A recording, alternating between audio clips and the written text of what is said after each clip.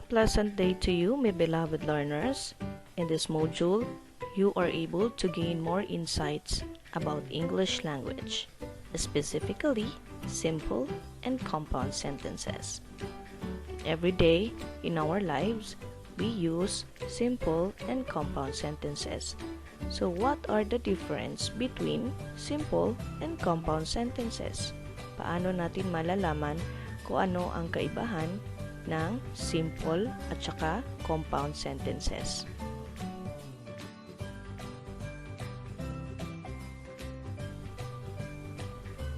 So these are the objectives of our lesson. First, identify simple and compound sentences. Second, describe one's drawing about the stories or poems listened to using simple and compound sentences. And third is write a paragraph with 4 to 5 sentences using simple and compound sentences. So at the end of the lesson, you're going to the LMS and merong mga activities doon na kailangan yung lagyan ng sagot, maaaring identification o di kaya pagsusulat ng essay at pag-construct ng sentences na ginagamitan ng simple and compound sentences.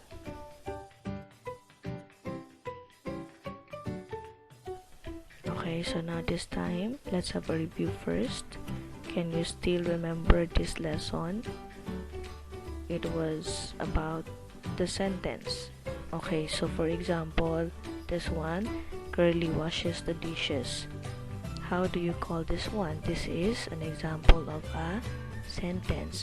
So why is it's called a sentence? Because there is a subject and a predicate. So ma'am, what is the subject here and what is the predicate? Okay, so when we say subject, this is being talked about in the sentence. Siya yung pinag-uusapan sa sentence. Maaaring pangalan ng tao, pangalan ng bagay, pangalan ng lugar, o isang pangyayari. Okay, basta kung ano yung pinag-uusapan sa pangungusap, yan ay tinatawag na subject. Okay, so ano naman yung predicate? Okay, so ang predicate, ito siyang naglalarawan sa subject, kung ano ang ginagawa ni subject. Okay, so for example, in this sentence, Girlie washes the dishes. Okay, so si Girlie ang pinag-uusapan. Ano ang ginagawa ni Girlie? Siya ay naghugas ng pinggan. Okay.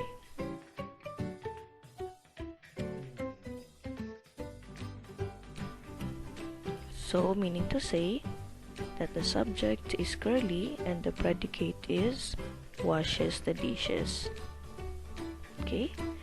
For you to understand more, I'll give you more examples.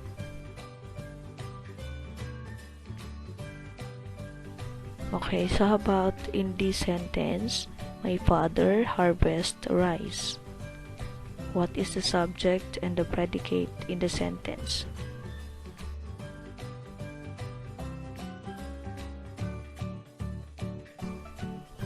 Okay, the subject is my father and the predicate is harvest rice.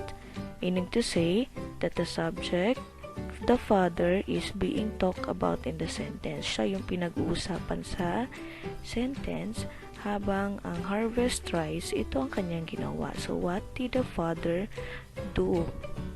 He harvest rice. So, that is the predicate.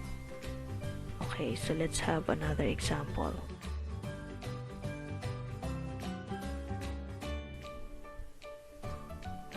Okay, so this time, everybody, can you read the sentence? Now, what do you think is the subject and the predicate in this sentence?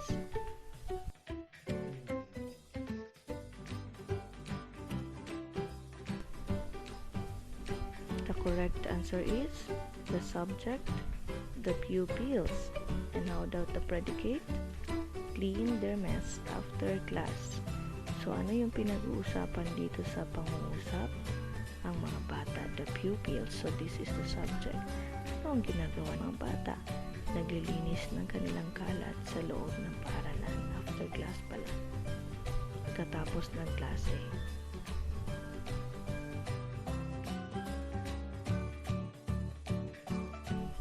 Okay, so in this example, Nika listens attentively to the teacher. What is being talked about in the sentence? The subject here is, and the predicate.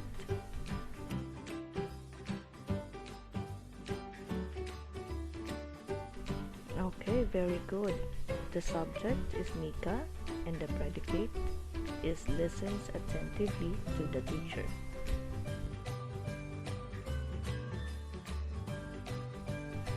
How about in this example? My family plants vegetables in the garden. What is the subject and what is the predicate?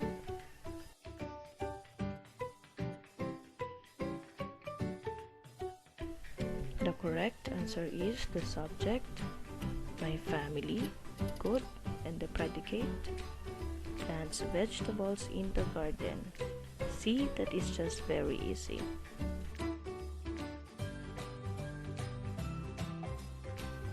Okay, so in this example, the last sentence, we need to wash hands frequently. What is the subject and what is the predicate?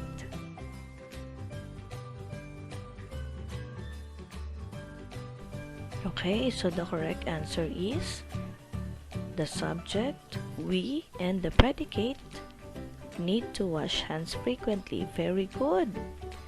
Now, I have a question. Why is it that we need to wash our hands frequently? Especially nowadays that we are battling against COVID-19 pandemic. Ano bang kahalagaan ng paghugas ng kamay? Lalong-lalo na ngayong kasalukuyan na may mga problema tayo kagaya sa sakit na COVID. So ano ba ang kahalagaan nito? Okay. Very good. Mahalagang maghugas ng kamay sapagkat ito ay isang paraan para maiwasan natin ang pagkalat ng sakit na COVID. Very good. Okay, so this time let's have a picture analysis. So I have here a sentence and then there is a blank for you to supply the correct phrase that is inside the box. You will just choose which among the phrases here is the correct answer to be supplied in the blank to make the sentence complete. Okay, so for the first picture, what have you seen in the first picture? Okay, so the bird. So the bird blank is drinking milk, the flowers, or feeds her babies. What do you think is the correct answer?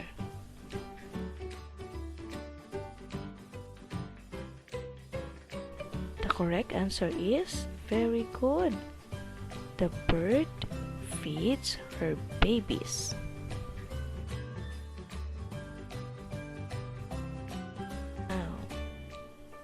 Okay, now, so how about in this picture? What can you see in this picture? There is a baby. So what is the baby doing? The baby blank is drinking milk, the flowers, or feeds her babies. What do you think is the correct answer?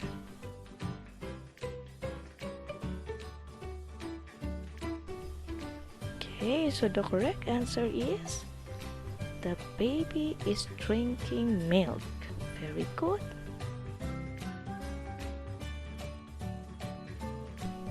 Okay, so how about in this picture? There is a blank or blooming in the garden. So what are blooming in the garden?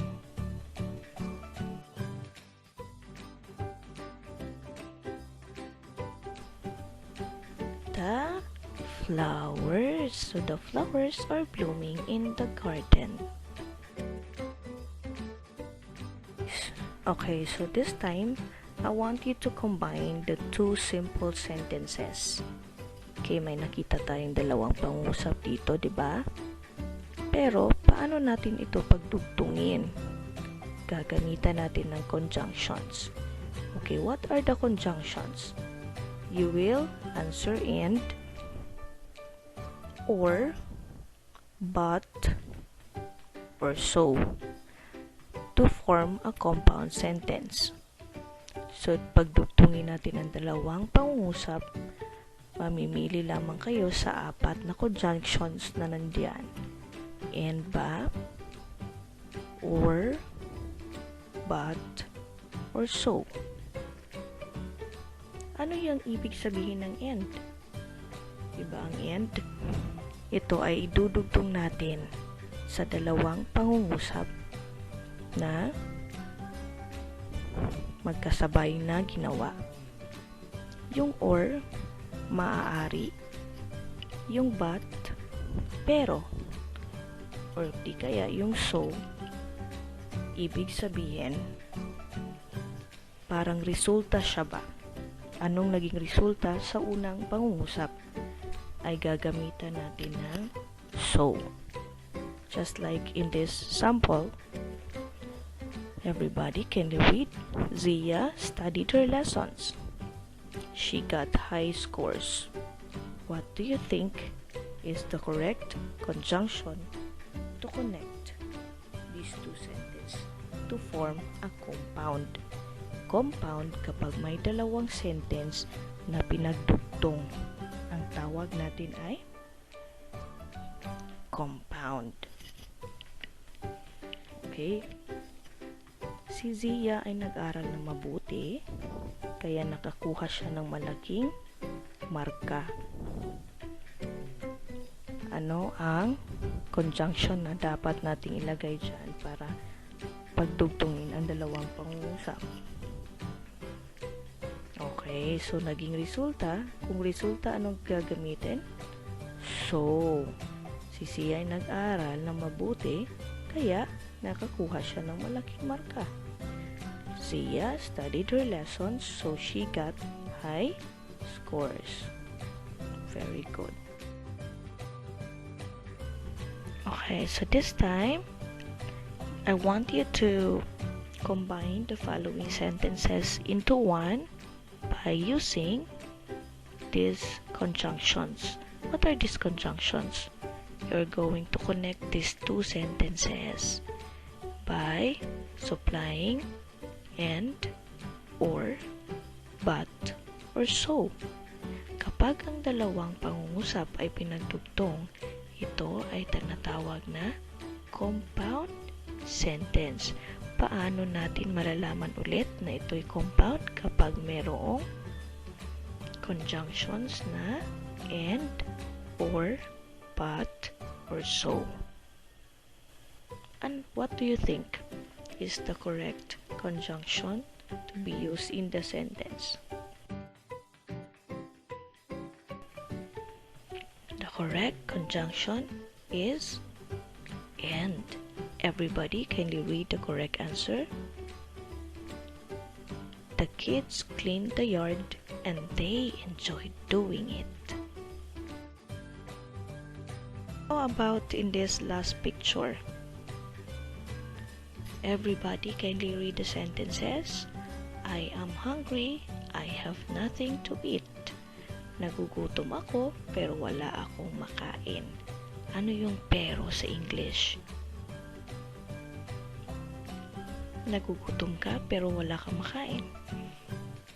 Ano kaya ang conjunction na dapat natin gagamitin para mapagdugtong itong dalawang sentences o pangungusap? Okay, very good. So the correct answer is but. Everybody, kindly read the correct sentence. I am hungry but I have nothing to eat.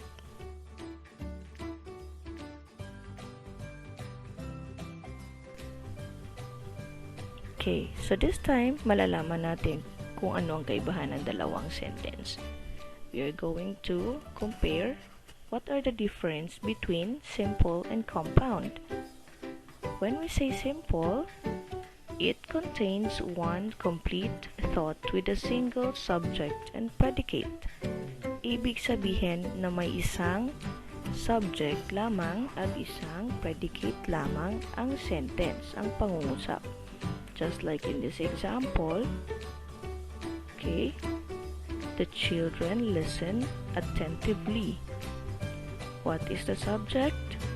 The children. And what is the predicate? Listen attentively. So meaning to say, how many subjects do we have in the sentence? There is only one. So how many predicate do we have in the sentence? There is also one predicate. Kapag may isang subject at may isang predicate, ito ay tinatawag na simple sentence. Nakuha ba? Okay, dito naman tayo sa compound sentence. When we say compound sentence, it contains two simple sentences joined by a conjunction such as and, but, or, and so. Remember to put a comma before the conjunction. So what is this compound sentence? Meron siyang number 1, conjunction. What are the conjunctions you will find in the sentence? Ano yung makikita nyo yung conjunction na nandoon sa pangungusap? Meron siyang and, ba kaya? Meron siyang but, or, and so. And aside from this, you will always find a comma. See this example here.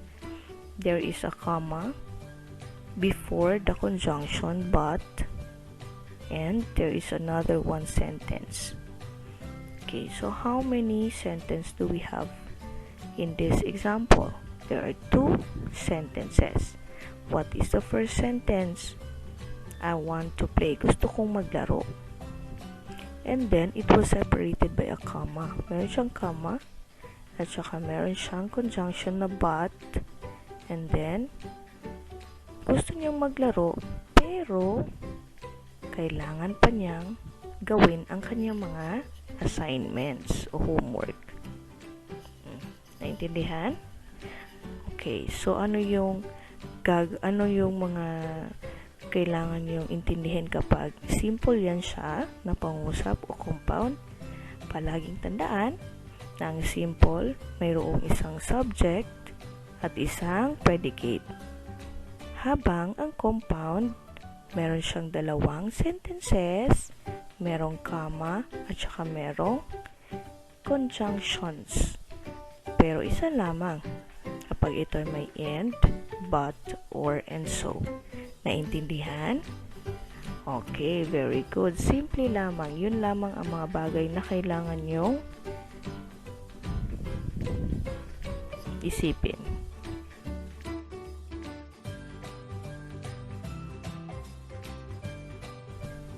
Okay, so let's have an example for you to understand more what is really the difference between a simple and a compound sentence. So in this example, let's focus first on the simple sentence.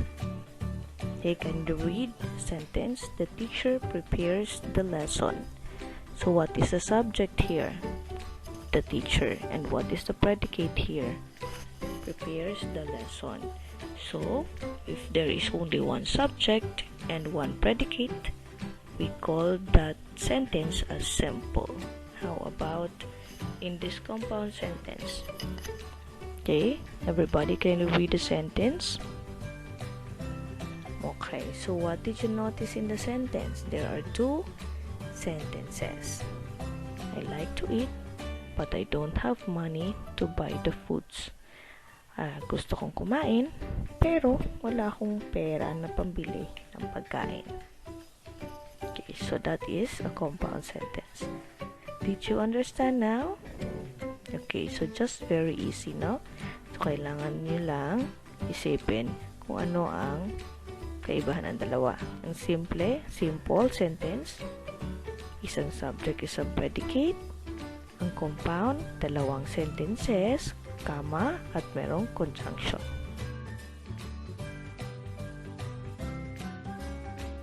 Okay, this time, you're going to identify if the sentence I will be showing you is a simple or a compound. Ano nga ulit ang dapat niyong isipin kapag simple? Mayroon siyang isang predicate at isang subject.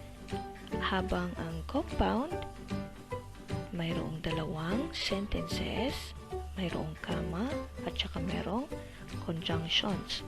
Ano nga ulit yung mga conjunctions? Tama. And, or, but, and so.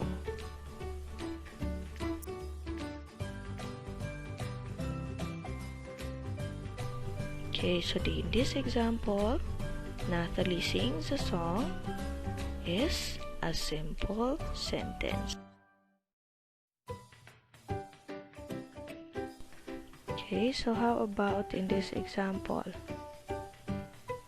The learners listen to the teacher and they actively respond to the questions. What do you think is the correct answer? Is this a simple or a compound?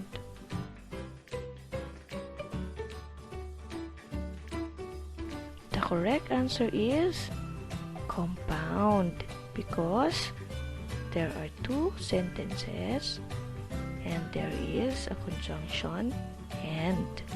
Naintindihan na ba? Okay, so this time, get your notebook and then answer the following sentences.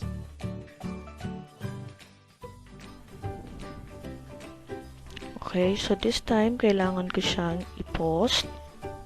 Kunin ninyo ang inyong papel, get your paper and ball pen, and then kindly answer this one.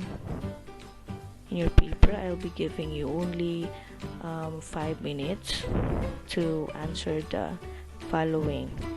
Write only S if the sentence is simple sentence and C if it is a compound sentence. Okay, so lalagyan nyo lang ng S kapag itong pangungusap ay simple at lalagyan nyo ng C kapag itong sentence o pangungusap ay compound.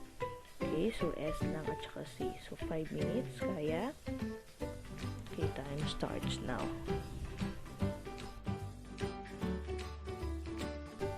Okay, so let's check your answer. Fred Sian studies his lesson. Letter S, simple. Number 2, the grade 3 single class had an online session but lost the internet connection unexpectedly. Letter C, it's a compound because there is a conjunction and a comma and there are two sentences. Next, number 3, the baby drinks milk. Simple. Number 4, the boy plays basketball. Again, simple. And the last one, I really need to go to school, but I am sick. There's a comma and a conjunction. Compound. Okay, very good. Who got a perfect score? Those who got a perfect score really understood our lesson for today. But those who got below 3, you need to go back to the video. You can search this one in the LMS. Yes, I already recorded this one there. You can view or watch the video once again. Okay? Okay.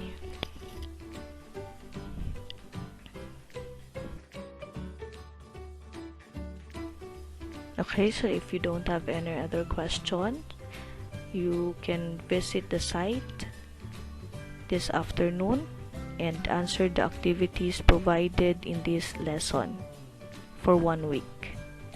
Okay? Okay, so goodbye and have a nice day.